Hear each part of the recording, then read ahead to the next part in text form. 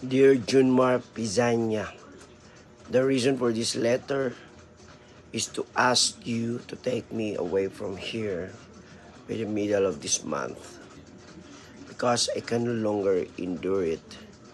She beats me a lot and then always shames me, saying that all I do is eat and eat. That is why I feel very ashamed. Without anything more to add, I hope to know whether you will come to take me away from or not. Your daughter waits for your blessing. Maria Soledad Mercado, Rizal.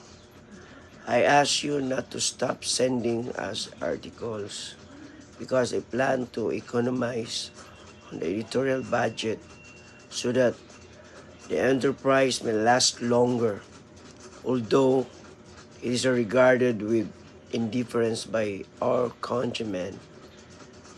Please tell Don Gregorius and Janko to consider this letter as also addressed to him, since I do not write to him directly because I do not know how to write the address. Please place the reply in the following envelope: Manila, Marlon Gulani de la Cruz.